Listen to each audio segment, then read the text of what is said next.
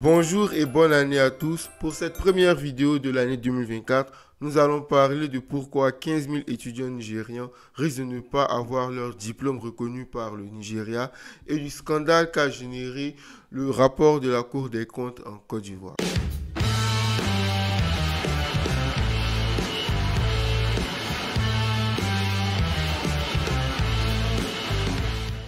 En cette première semaine de l'année 2024 et alors que le pays se prépare à sa toute première CAN, la Côte d'Ivoire a été choquée par un scandale de corruption qui a énormément fait jaser sur les réseaux sociaux. En fait, la Cour des comptes, qui est un organisme indépendant chargé de surveiller la gestion des finances publiques de l'État de Côte d'Ivoire, a publié son rapport sur l'année 2022. Et dans ce rapport-là, elle a pointé du doigt deux événements majeurs. Le premier, c'est la gestion du centre hospitalier et universitaire de Treichville. Et le second, c'est la gestion des fonds issus des passeports et carte nationale d'identité en Côte d'Ivoire. Parmi ces deux irrégularités, celle qui a le plus brillé de manière négative est celle concernant les passeports et les cartes nationales d'identité. Pour 2022, la Cour des comptes a noté une collecte bien trop faible des droits perçus sur les passeports et cartes d'identité sur les comptes de l'État au Trésor, par rapport à ce qui devait être perçu normalement. À titre indicatif, d'après le rapport de la Cour des comptes, seulement 792 000 francs CFA ont été collectés comme frais concernant les passeports et les cartes nationales d'identité, alors que pour seulement les passeports, lorsqu'une personne s'acquitte de ses droits de 40 000 francs, le gouvernement est censé recevoir 20 000 francs CFA. Ce scandale touche de manière négative la réputation du gouvernement et également de SNEDA, l'organisme en charge des passeports en Côte d'Ivoire.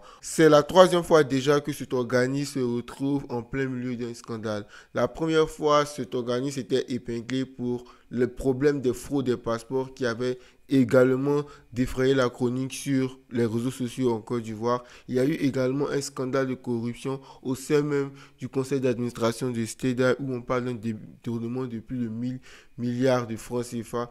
Et il y a également ce dernier scandale en date qui vient tacher la réputation de l'organisme, sachant que le contrat qui avait été signé en 2009 arrive à expiration en 2024. Au Nigeria, plus de 15 000 étudiants se retrouvent dans la tourmente. Il s'agit des étudiants nigériens qui étudient au Togo ou au Bénin. Cette semaine, le gouvernement nigérien a décidé de suspendre temporairement la validation des diplômes venus de ces deux pays que je viens de citer, le Togo et le Bénin. Cette décision a été prise en vue de lutter contre le trafic de faux certificats. Un journaliste nigérien a réussi à s'infiltrer dans ces milieux-là et a obtenu un diplôme en moins de 2 mois. Un diplôme qu'il devait obtenir normalement en 4 ans. Au Kenya, c'est l'efficacité de la force multinationale qui doit aller intervenir en Haïti qui a été remise en cause. Une ONG belge a publié un rapport cette semaine s'inquiétant des collisions qui peuvent arriver en cas d'intervention de la force menée par le Kenya. Parmi ces réserves, l'ONG a mentionné le fait que déjà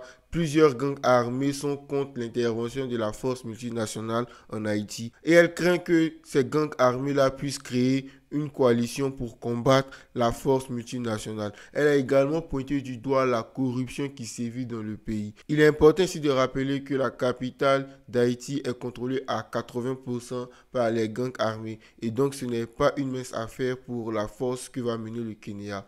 Et au-delà du Kenya, il y a pas mal de pays africains comme le Sénégal et le Burundi qui ont annoncé qu'elles vont envoyer et participer à cette force multinationale pour ramener la paix en Haïti. Les résultats provisoires des élections présidentielles en République démocratique du Congo sont connus et c'est haut la main que le président Félix Tshisekedi a été réélu à la tête du pays avec plus de 70% des voix. Même si ce scrutin est toujours contesté par l'opposition qui dénote énormément d'irrégularités. Cette semaine, certaines élections législatives municipales et provinciales qui se sont tenues le 20 décembre ont également été annulées dans plusieurs centres. Pour terminer, au Sénégal, c'est officiel, Ousmane Sonko ne sera pas candidat à l'élection présidentielle. Cette semaine, la Cour constitutionnelle a annulé ou invalidé sa candidature due au fait qu'il a été condamné pour diffamation contre l'un des ministres du président Macky Sall. Même s'il a annoncé vouloir faire appel de cette décision, c'est presque terminé pour Ousmane Sonko, sachant que les élections